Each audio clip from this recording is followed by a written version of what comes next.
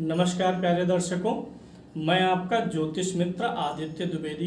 अगर आप अपनी कुंडली का परामर्श चाहते हैं, अपने प्रश्नों के उत्तर चाहते हैं, समस्याओं का समाधान चाहते हैं, खराब ग्रह दशाओं के उपाय जानना चाहते हैं, कुंडली मिलान करवाना चाहते हैं या किसी शुभ मुहूर्त के बारे में जानकारी लेना चाहते हैं, तो आप हमारे नंबर पर हमें कॉल कर सकते हैं या व्हाट्सएप मैसेज कर सकते हैं। सवाल है कि कोई भी ग्रह जिसकी महादशा या अंतर्दशा चल रही है, प्रत्यंतर में भी यही नियम लगेगा कि ग्रह किन किन भावों का फल देगा। तो लिखिए, महादशा, अंतर्दशा व प्रत्यंतर आदि दशाओं में ग्रह निम्नलिखित भावों का फल देगा। नंबर 1, ग्रह जहां बैठा है, ग्रह जिस भाव में बैठा है। नंबर 2, ग्रह जिन भावों का स्वामी है, ग्रह जिन भावों का स्वामी है। नंबर 3, ग्रह जिन भावों को देख रहा है, ग्रह जिसके नक्षत्र में है, वह ग्रह कुंडली में जिस भाव में बैठा है। जैसे सूर्य शनि के नक्षत्र में है, जैसे सूर्य शनि के नक्षत्र में है, तो सूर्य की अंतर्दशा में, जैसे सूर्य शनि के नक्षत्र में है तो सूर्य की अंतर्दशा में शनि कुंडली के जिस भाव में होगा, उस भाव का भी फल सूर्य की दशा में मिलेगा। अगला सूत्र, जिस ग्रह की दशा चल रही है, दशा से तात्पर्य यहाँ पर महादशा, अंतर, प्रत्यंतर सब कुछ है। जिस ग्रह की दशा चल रही है, उस ग्रह के नक्षत्र में जो ग्रह बैठा होगा, उसके भाव का भी फल मिलेगा। जैसे चंद्रमा की दशा चल रही हो और कुंडली में गुरु चंद्रमा के नक्षत्र में हो, तो चंद्रमा की दशा में गुरु के भाव का भी फल मिलेगा। जिस ग्रह अगला सूत्र, जिस ग्रह की दशा चल रही है, कुंडली में उस ग्रह की उच्च राशि और नीच राशि जहां होगी, उस भाव का भी फल देगा। कुंडली में जिस ग्रह की दशा चल रही हो, उस ग्रह की उच्च या नीच राशि जिस भाव में होगी, ग्रह उस भाव का भी फल देगा। नेक्स्ट, ग्रह जिस राशि तुल्य नवमांश में है, अपनी दशा में उस भाव का भी फल देगा। राशि तुल्य नवमांश में एक बार बोल दे रहा हूं, पहले भी बताया हूं, फिर से देख लीजिए। जैसे ये जो सम्मुख कुंडली है, इसमें मान लीजिए शुक्र की महादशा या अंतर्दशा चल रही है। शुक्र कहाँ बैठा है? दशम भाव में। तो दशम भाव में बैठे हुए शुक्र की दशा चल रही है, ऐसा हम मान रहे हैं। तो शुक्र का राशि तुल्य नवमांश कैसे निकलता है?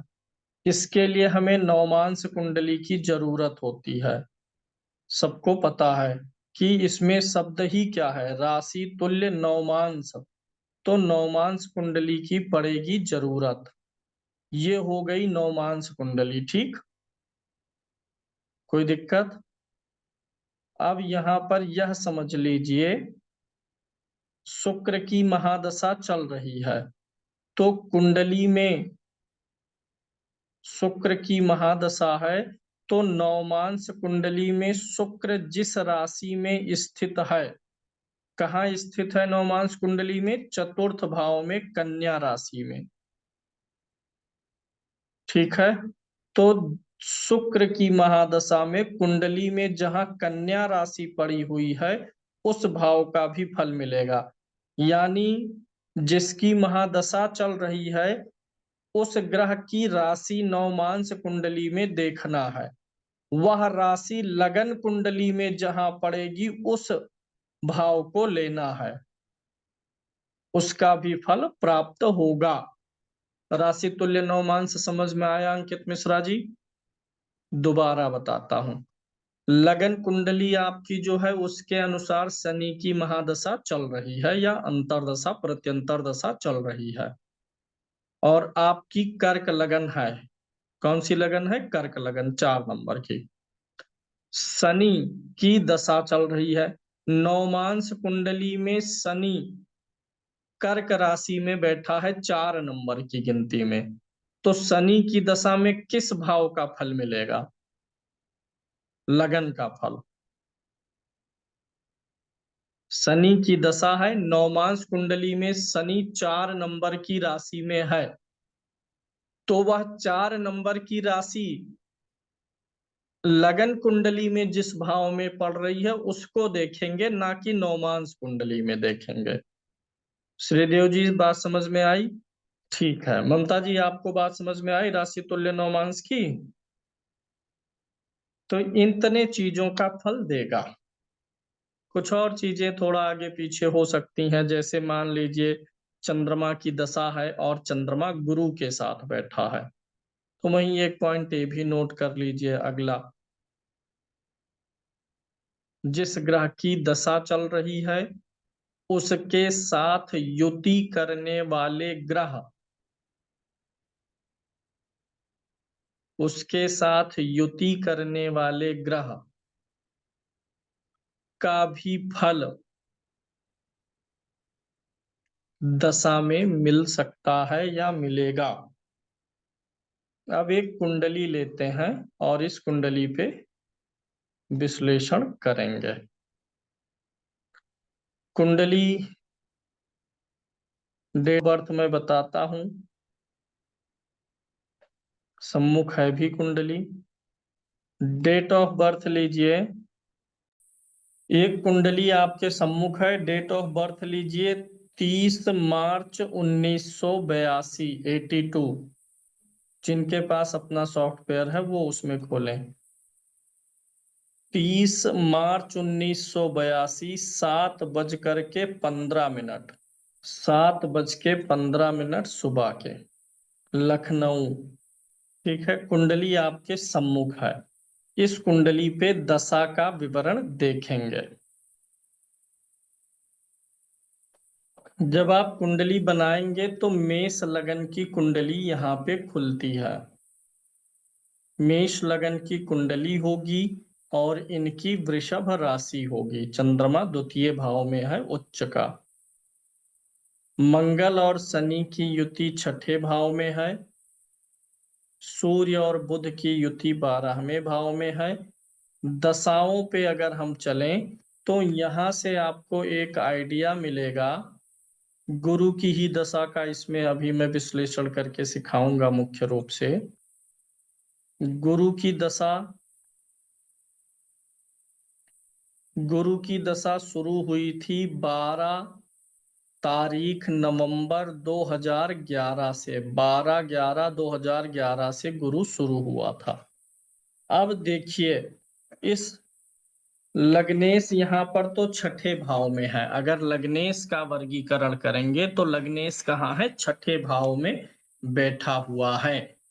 और बुध कहाँ बैठा हुआ है? मंगल की राशि का स्वामी 12वें भाव में है। शुक्र इस कुंडली में अच्छा है, 10म भाव में है। तो इनकी पहली घटना मैं बताता हूं और फिर उसका आप लोग निष्कर्ष निकालिए, नोट भी कर सकते हैं।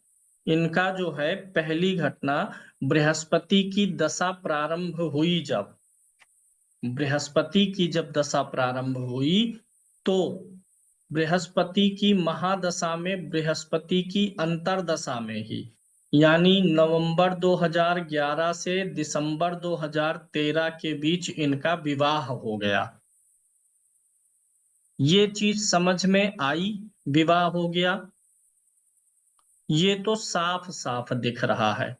पहला और दूसरा सूत्र देखिए, ग्रह जहां पर बैठा हुआ है उस भाव का फल देगा।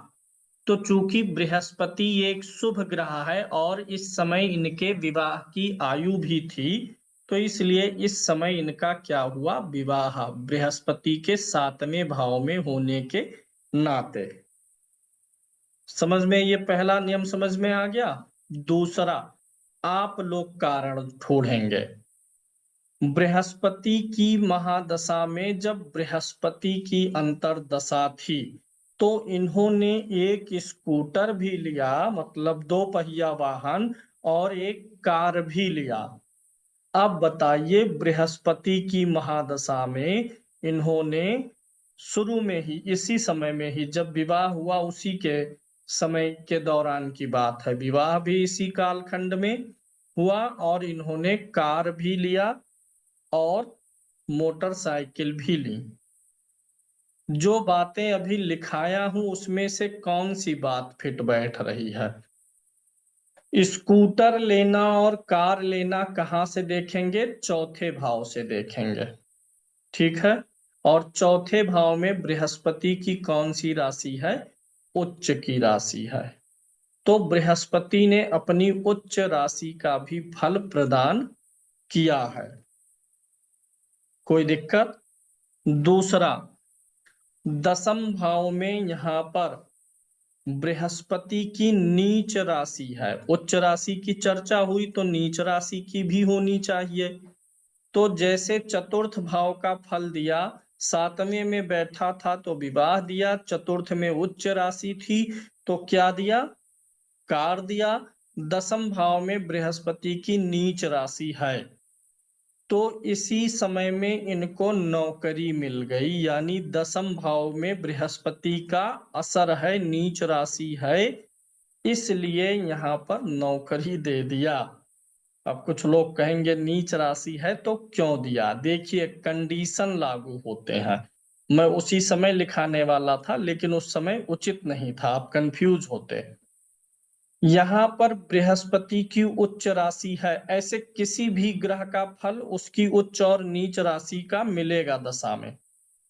एक नियम लिखिएगा, जैसे कोई भी ग्रह अपनी दशा में उस भाव का फल खराब देगा जहां उसकी नीच राशि है, परंतु अगर उसी भाव में कोई उच्च का ग्रह होगा,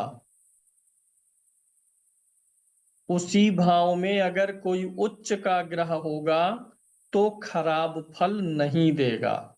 इसके अतिरिक्त जिसकी दशा चल रही है वह ग्रह कुंडली में जिस राशि में बैठा है, अगर उस राशि का स्वामी दशा वाले ग्रह की नीच राशि में बैठा होगा, दशा वाले ग्रह की नीच राशि में बैठा होगा तो भी अशुभ फल नहीं मिलेगा।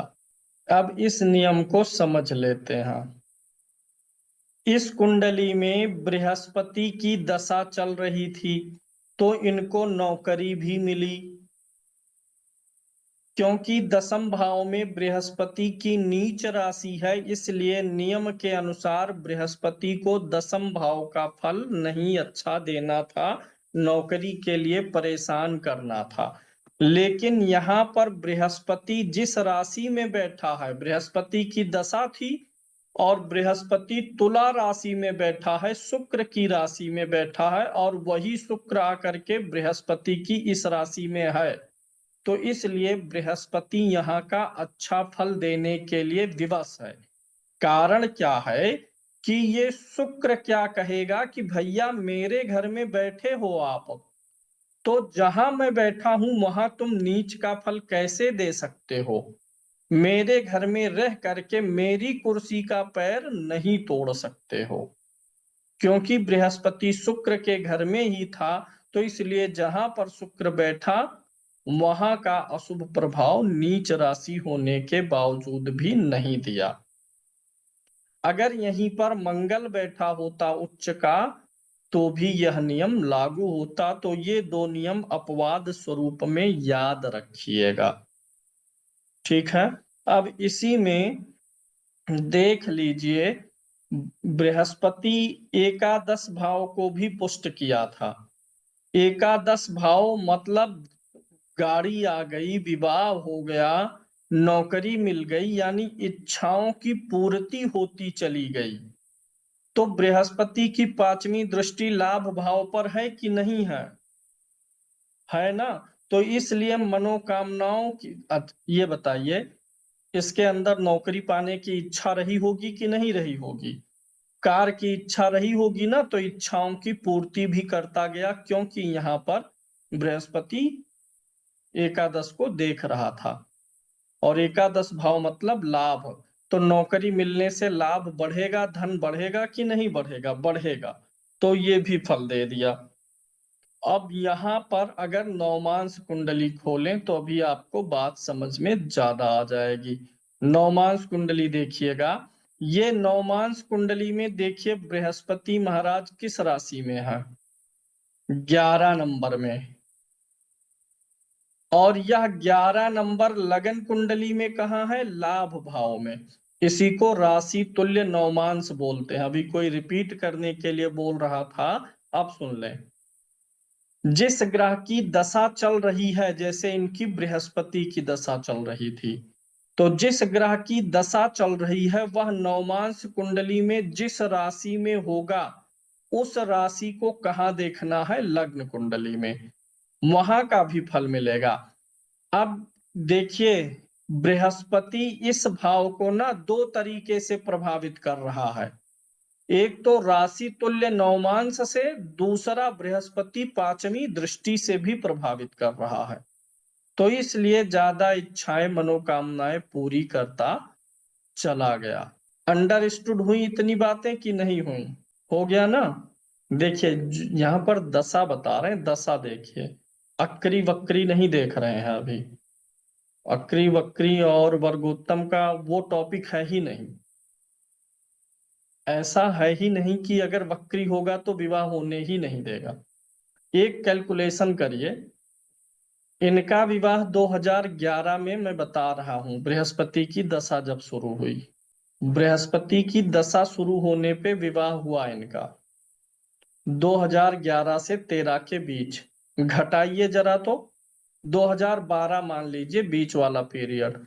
1982 का जन्म है, 2012 से 82 घटाइए और देखिए क्या ये जा रही है?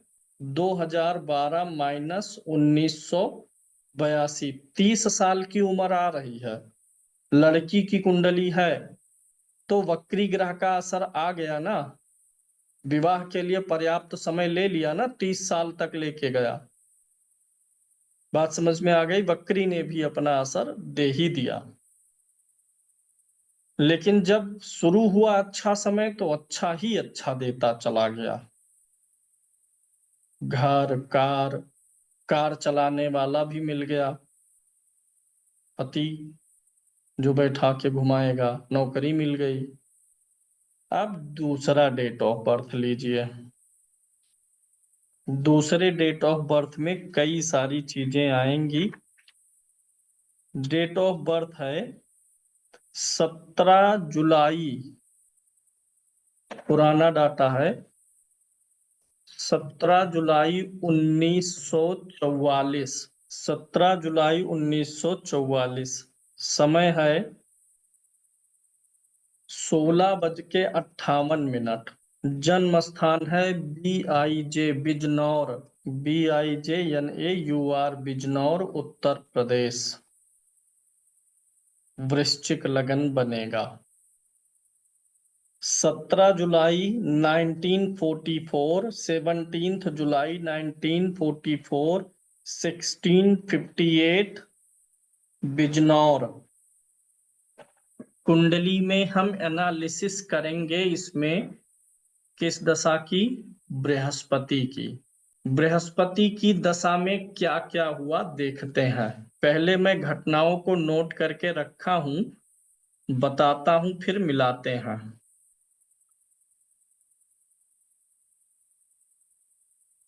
बृहस्पति की दशा को देखना है तो पहले बृहस्पति का थोड़ा एनालिसिस भी करते हैं। बृहस्पति क्या कुंडली, वृश्चिक लगन बनेगा, लग्नेश मंगल होगा जो कि दशम भाव में बैठा है, अच्छी स्थिति में है, गुरु और मंगल की युति अच्छा है।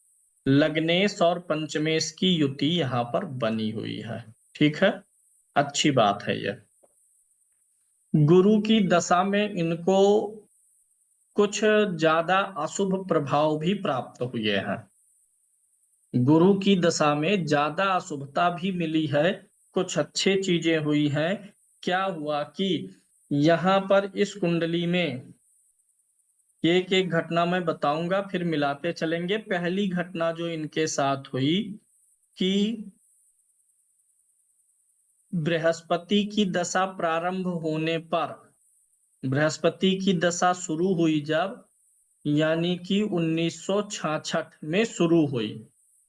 दशा शुरू होते ही 1-1.5 साल के भीतर ही इनके जो पिताजी थे उनको सेवानिवृत्त कर दिया गया, जबरदस्ती रिटायरमेंट दे दिया गया। यानी गुरु की दशा में पिता के लिए कुछ गड़बड़ हुआ है, पिता के लिए गड़बड़ हुआ। कैसे हुआ, क्यों हुआ, इसको देखेंगे। पहले आप पॉइंट नोट कर लीजिए ऐसे। पिता के लिए गड़बड़ हुआ, इनके पिता पर आरोप लगे और पिता की मृत्यु भी हुई। ठीक है, अब आते हैं पहली घटना पे। अभी और भी घटनाएं हैं, आगे बताएंगे। बृहस्पति की दशा में पिता को लेकर के अशुभ परिणाम प्राप्त हो रहे हैं। तो हम देखते हैं पिता को कहां से देखते हैं, सूर्य से। यहाँ पर जो पॉइंट लिखा है उसके अलग भी कुछ सीखने को मिलेगा, जिसको हर चीज को नियमबद्ध नहीं किया जा सकता है कि हर चीज का नियम ही फार्मूला बना के मिलेगा। जनरल एनालिसिस भी चलेगा। गुरु की महादशा शुरू हुई, गुरु से सूर्य कहाँ है, 12वें में। अभी नियमबद्ध करना चाहेंगे तो करा भी दूंगा, इसमें थोड़ा सा। गुरु से सूर्य कहाँ है, 12वें में। गुरु से शुक्र कहाँ है, 12वें में। गुरु से बुध कहाँ है, 12वें में। गुरु से राहु कहाँ है, 12वें में। तो इसी समय पहले सूत्र लिख लीजिए। जिस ग्रह की महादशा चल रही है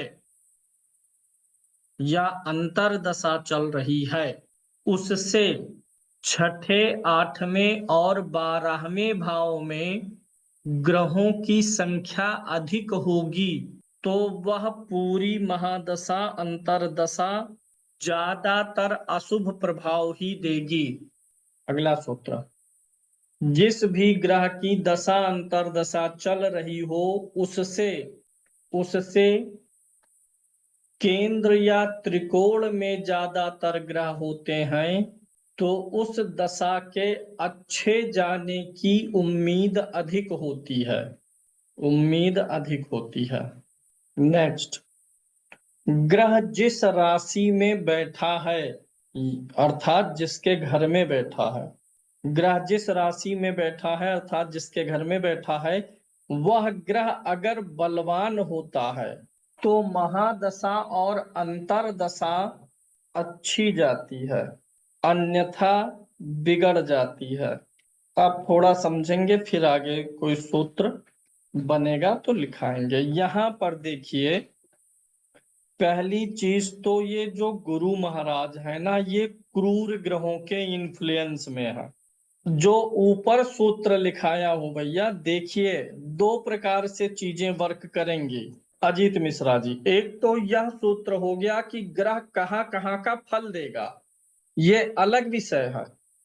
और एक विषय है अरविंद कंबोज जी की फल कहाँ कहाँ का देगा, तो कैसा देगा, अच्छा या बुरा।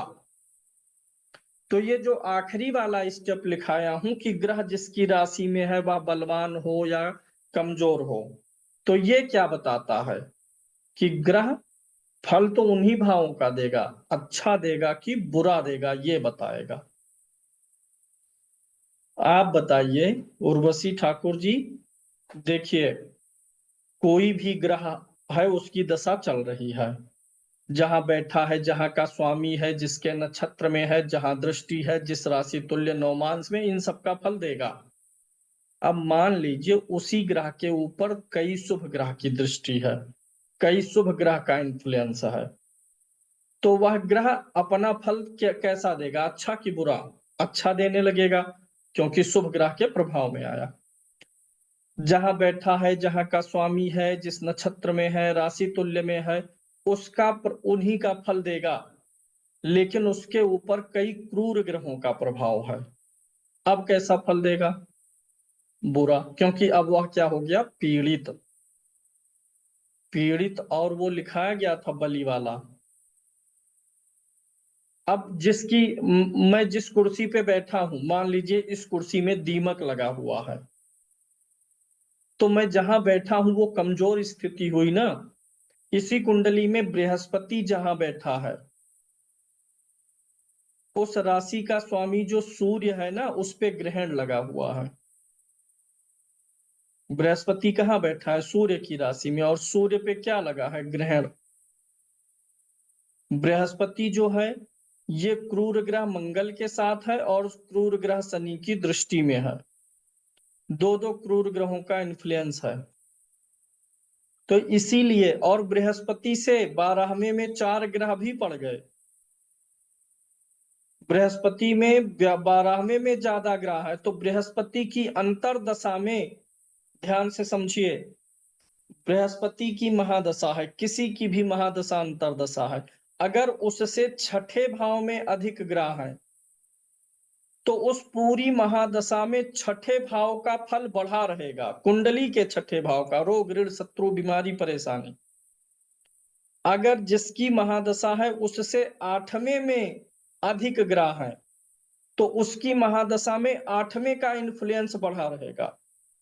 जिसकी महादशा है अगर उससे 12वें में ग्रह ज्यादा है तो इस पूरी महादशा में 12वें भाव का इन्फ्लुएंस बढ़ा रहेगा। क्योंकि गुरु की महादशा में जब अंतर आएगा सूर्य का, तो सूर्य और गुरु का कॉम्बिनेशन बिगड़ गया। दशा अंतर दशा देखते समय कॉम्बिनेशन जरूर देखना है। जिसकी महादशा है, जिसकी अंतरदशा है, क्या वो परस्पर केंद्र में है, परस्पर त्रिकोण में है, वो अच्छी कंडीशन होती है। अगर वो खडाष्टक द्विद्वादश बनाएंगे तब अच्छा योग नहीं है। तो यहाँ पर बृहस्पति से 4 ग्रह खडाष्टक में है। बृहस्पति जिस राशि में बैठा है उसका स्वामी स्वयं बृहस्पति से द्वादश में है। अच्छा, ये एक चीज ना जानते हो तो नोट करिएगा। ग्रह जिसकी राशि में बैठा है, जैसे बृहस्पति सूर्य की राशि में बैठा है, तो सूर्य जो है बृहस्पति का विस्थापक ग्रह है। नोट करिएगा। विस्थापक ग्रह किसको कहते हैं बताइए? ग्रह जिस राशि में बैठा है उस राशि के स्वामी को उस ग्रह का विस्थापक ग्रह कहते हैं। बृहस्पति की दशा शुरू होने पर 10वें भाव में था, मित्र के घर में था, तो दशा शुरू होने पर नौकरी दे दिया।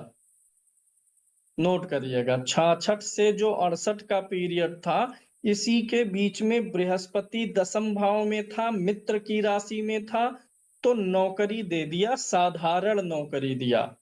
अच्छी नौकरी क्यों नहीं दिया? क्योंकि जो सूर्य है इसका विस्थापक, अगर यह गुरु से अच्छी जगह पर होता या ग्रहण ना लगा होता तो अच्छी नौकरी मिलता। अरे भैया, कर्म भाव का जो स्वामी सूर्य है, जब उसी पे ही ग्रहण लग गया है तो कैसे करियर एकदम उज्जवल रहेगा। लेकिन फिर भी गुरु ने अपना काम किया।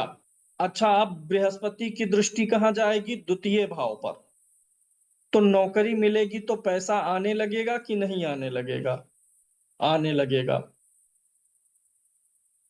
तो बृहस्पति की दृष्टि यहां भी काम की।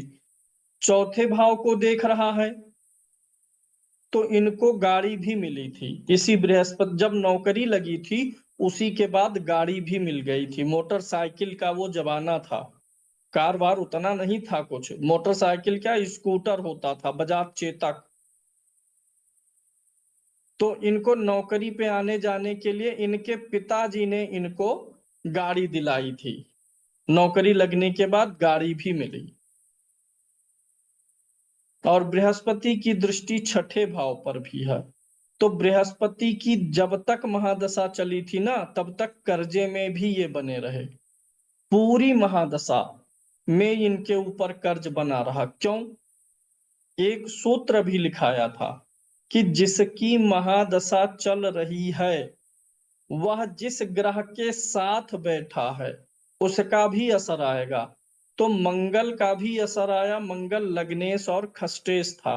तो लग्नेश का भी होने का फल दिया, कुछ अच्छा दिया, खष्टेश होने का भी फल दिया कि कर्जे में बने रहे, क्योंकि पिता की हो गई मृत्यु नौकरी लगते ही, सारी जिम्मेदारी इनके ऊपर आ गई।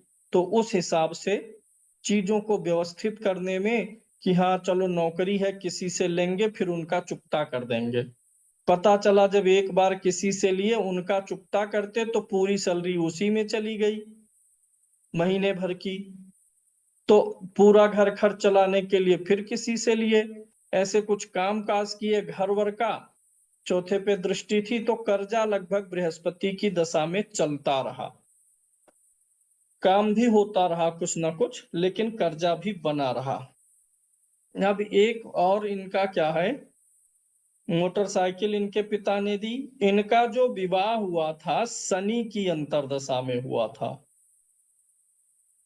जो विवाह हुआ शनि की अंतरदशा में हुआ, बृहस्पति की महादशा में शनि की अंतरदशा।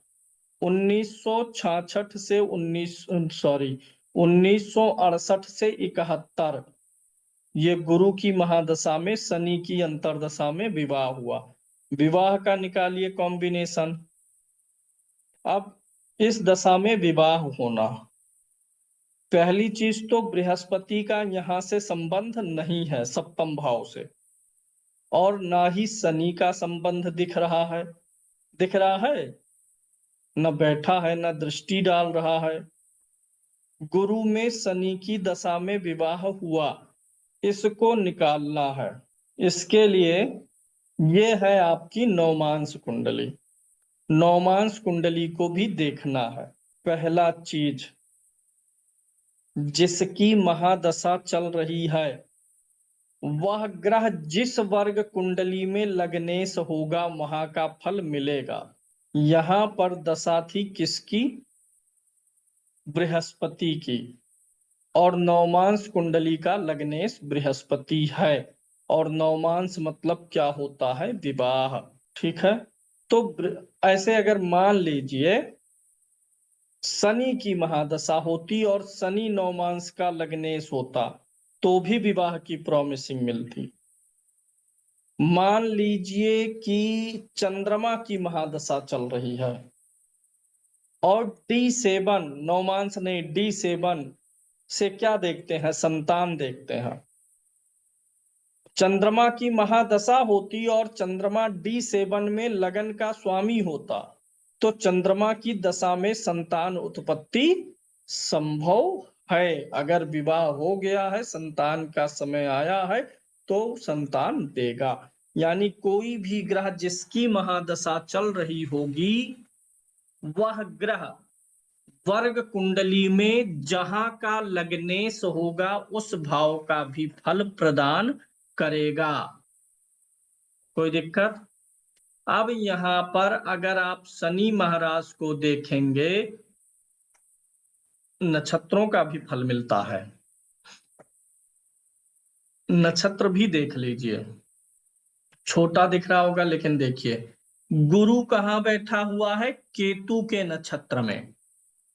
जिसकी महादशा चल रही है ये किसके नक्षत्र में है, केतु के। केतु क्या है, विघटनकारी ग्रह है, तीसरे में बैठा है। तो काफी चीजें इनके जीवन में उस समय विघटित भी हुई हैं। दूसरा, केतु की दृष्टि भी सप्तम पर है तो यहाँ का भी असर आ जाता है, हालांकि इतना लंबा ना पकड़िए। लेकिन गुरु केतु के नक्षत्र में था तो इनके जीवन में उस समय काफी विघटनकारी चीजें भी हुई। दूसरा, जब गुरु में शनि का अंतर चल रहा था तो शनि राहु के नक्षत्र में है। शनि कहाँ बैठा है, राहु के नक्षत्र में, और राहु क्या है, सूर्य पे ग्रहण लगाया है। तो इसीलिए पिता की भी मृत्यु हो गई। ये नहीं बता रहा हूं मैं किस दशा में, मैं ये बता रहा हूं पिता के लिए इतना खतरनाक क्यों हुआ, क्योंकि सूर्य राहु के साथ था। सूर्य के पीछे लगा कौन था, शनि। और यह शनि भी किसके नक्षत्र में था, राहु के। तो शनि जिसके नक्षत्र में है उसका भी फल देगा। तो पिता की मृत्यु में राहु की भूमिका रही, शनि की भूमिका रही, और शनि की जो गुरु पर दृष्टि रही ये भी कारण रहा। यहाँ पर एक चीज और है, इनका जो चंद्रमा है भले उच्च का है लेकिन है कृष्ण पक्ष का। जो मैं बार बार कहता हूं, कुंडली में सूर्य चंद्रमा बड़े इंपॉर्टेंट हैं। ये कुंडली को प्रकाशित करते हैं, दोषों को सोख लेते हैं। तो इस कुंडली में सूर्य और चंद्रमा दोनों पीड़ित हैं। सिर्फ अच्छा योग यही एक बन गया, इसलिए बेचारे नौकरी पा गए। पूरा जीवन साधारण ही गुजरा है, सिर्फ एक साधारण सरकारी नौकरी मिल गई थी। चंद्रमा कहाँ है? यहाँ पर है, सूर्य के पीछे अस्त है। और सूर्य खुद क्या है? ग्रहण में है। सूर्य ग्रहण में है। सूर्य की डिग्री 1 अंश है। और सूर्य के पीछे कौन है? शनि। आगे देखिए कौन है? 4 अंश पर राहु है। यानी सूर्य जो है एक तरफ शनि है, एक तरफ राहु है, पाप कर्तरी में था। तो इस कुंडली में काफी सूर्य और शनि पीड़ित होने के नाते इनको जीवन में ग्रोथ वगैरह बहुत कम मिल पाई। सरकारी नौकरी मिल गई क्योंकि छठे भाव का संबंध दसम भाव से बना था। और सरकारी नौकरी में सूर्य और गुरु की महत्ता होती है। अगर गुरु केंद्र स्थान में होता है तो भी सरकारी नौकरी दिलाने में मदद कर देता है। तो यहाँ पर ये हो गया विवाह के संदर्भ में। गुरु जो था लगन में था और उस समय का गोचर भी कुछ ऐसा था, उसका भी असर हुआ है। अब 1 मिनट समय देंगे आप लोग तो मैं उस समय का गोचर भी खोलता हूं। देखिए, जो मैं आपको बताया कि उस समय के गोचर का असर रहा होगा। 1966 1966 जब गुरु की दशा शुरू हुई थी, उस समय बृहस्पति का गोचर वृषभ राशि में था, इनके विवाह भाव में। नवमांश कुंडली में भी बृहस्पति क्या था? नवमांश का लग्नेश बना और गोचर में भी यहां पहुंचा हुआ था। तो गोचर और दशा दोनों का कॉम्बिनेशन होने से इनके विवाह का योग बृहस्पति की महादशा में, बृहस्पति की अंतरदशा में बन गया। मतलब उस समय का गोचर भी महत्वपूर्ण होता है देखना। शुभ ग्रह जहां से गोचर करता है उस भाव के फल को दे देता है। तो बृहस्पति शुभ ग्रह था तो 7वें भाव से जा रहा था तो 7वें का फल देके गया। कोई दिक्कत? ये 2 कुंडलियां थीं, इनको देखिएगा, प्रैक्टिस करिएगा। एक वीडियो डाले थे घटनाओं के समय के निर्धारण में दशा और गोचर देखने के, वो पड़ा हुआ है ऐप में, दशा महादशा का जो फोल्डर है उससे अभी जो बात बताया हूं बृहस्पति के गोचर वाला बात, वो वहां से समझ में आ जाएगा। 2 लोगों का ही सिर्फ डाउट लेना है, बहुत देर से हाथ उठाए हैं 3-4 दिन से। अजीत मिश्रा जी, राजीव फौलाद जी। सर मैं ये बोल रही थी कि जो आपने कुंडली बताई वैसे ही मैंने भी बनाई, लेकिन सर मेरी ऐप में है ना बृहस्पति उनके जैसे आपके छठे घर में बता रहा था, मेरे 7वें घर में बता रहा था। अभी अभी की बात कर रही हूँ मैं, जो आपने अभी कुंडली बताई। सर कैसे? छठे घर में, 7वें घर में। सर जो कुंडली आपके आपके छठे घर में बता रहा था, नवमांश कुंडली में गुरु द्वितीय किस राशि है ना सर, किस वृषभ राशि में ही। सर अभी जो आपने बताया कुंडली, अभी आपने जो नवमांश कुंडली किस शेयर किया, चीज में बनाए थे? सर ये जो ऐप जो आपने पहले बताई थी। उसमें तो ये सब गणनाएं गलत आएंगी, फ्री वाले में यही होता है। जो सर टाइम वर्ग दशा भी गलत बता कुंडलियां रहे थे। है ना, ये गलत हो जाती है वहां पे। वर्ग कुंडलियों ओ, की सटीक गणना लेनी है तो आपको बड़े जो गणना में माहिर हैं सॉफ्टवेयर संस्थाएं, उनका लेना पड़ेगा। वो जो फ्री वाले ऐप हैं, किसी ऐप का नाम वगैरह नहीं लेना है वीडियो में, उनमें वर्ग कुंडलियों की गणनाएं नहीं सही आएंगी। आप एक नहीं 100 कुंडली खोलिए तो सब में डिफरेंस आएगा। इसीलिए तो और सर पराशर लाइट भारत का नंबर 1 का सॉफ्टवेयर है। सर दूसरी बात, कल आपने बोला था कि ना दशा महादशा में जब जहाँ पे सूर्य होगा वहां का वो फल देगा। आज सर आप कुछ और बता रहे हो, तो हम लोग कैसे गणना करेंगे? क्या बता रहा हूँ? आज कुछ और नहीं बता रहा हूँ। सर आज आपने बोला कि गुरु इसमें था इसलिए उसकी शादी हुई, कल आपने बोला कि गुरु सूर्य के अरे तो गुरु का भैया फल आएगा। सुनिए, ये मैं नहीं बताया कब शादी हुई। पूरी दशा का एक सर्किल लिया मैंने। अब वो दशा 1.5-2 साल की है ना, तो उसमें ये थोड़े बताया किस महीने में हुआ। वो जब निकालेंगे तो सूर्य के गोचर में जाएंगे। बृहस्पति वृषभ राशि पे कितने दिन रहा होगा? 13 महीने। अब उन 13 महीनों में जब सूर्य का गोचर आया होगा, हाँ, जो कल बताया था उस हिसाब से, तो उसी महीने में पड़ा होगा। वो अलग चीज है। ये दोनों का आपको तालमेल करना पड़ेगा। ठीक है। कौन- वंदना जी बोलिए। नमस्ते सर। नमस्ते। सर ये जो कुंडली हमने इसे लास्ट देखा, तो जब इनका जातक का विवाह हो गया होगा, तो जो उनकी जो स्पाउस है सर, उसकी कुंडली के साथ भी तो इनका कुछ कॉम्प्लीमेंट किया होगा ना समय। तो दोनों का देख के ओवरऑल पीरियड नहीं हम ऐसे देखते, मतलब मैं ओवरऑल देखने की कोशिश कर रही हूँ कि ठीक है उनकी लाइफ में इतने इवेंट्स घटे, और पर उनकी जो उनका स्पाउस होगा उसके भी तो इन्फ्लुएंस आया होगा, या अब कहीं वो पे तो चीजें आएगा ना, मीन। उनकी कुंडली से अलग से देखेंगे। यहाँ पे उसका नहीं मतलब है। उनकी कुंडली में भी ऐसी चीजें बनी रही होंगी। वो तो बना ही होगा, दोनों में बना होगा। इनमें पिता के डेथ का था तो उनमें ससुर के डेथ का कहीं ना कहीं से बना होगा। ओके सर, मेरा दूसरा क्वेश्चन है, ये जो आपने आज सूत्र लिखवाए सर, अगर हमको, क्योंकि राहु और केतु के अगर हम लेके चलेंगे तो उसको, इस रूल को कैसे समझेंगे? राहु केतु का अलग से बता देंगे। ठीक है sir, thank you. Rahu Ketu के बारे में बताए हैं। राहु केतु किसी राशि के स्वामी नहीं है, जी लेकिन सर। राहु केतु भाव के स्वामी होते हैं। होते हैं। जिस भाव में बैठेंगे उस भाव के स्वामी होंगे, और जिस राशि में बैठे कुंडली में उस राशि से जुड़ा प्रभाव देंगे। शेष सब वही चलेगा किसके नक्षत्र में है, और जी उनको देख कौन रहा है, किसके साथ है, उग्र तीक्ष्ण, सब वही सब नियम चलेगा। लेकिन राहु केतु के बारे में अलग से भी बताएंगे बाद में। तो सर, जैसे राहु मान लीजिए 6th राशि में, 6 नंबर की राशि में, कन्या राशि में है, तो वो राहु का डिस्पोजिटर हो गया ना सर, जो आप आज रूल बता रहे थे। कोई भी ग्रह जिस राशि में है, बुध डिस्पोजिटर होगा राहु का। सिंह राशि हाँ में है जी। तो सूर्य डिस्पोजिटर होगा। हाँ जी, फिर उसका फर्दर हम कनेक्शन देखेंगे कि फिर उसका और स्वामी किधर बैठा है। डिस्पोजिटर अगर कमजोर होता है तो ग्रह का फल बिगड़ जाता है। सर मान लीजिए उस राशि में, 6 नंबर की राशि में राहु है, और राहु हम्म फिर, क्योंकि उसका स्वामी, कन्या का स्वामी बुध है, फिर हम बुध की प्लेसमेंट देखेंगे ना कुंडली में, कि बुध में, बुध कहाँ बुध पर है, की कहीं पीड़ित तो। प्लेसमेंट से बहुत ज्यादा नहीं अंतर है।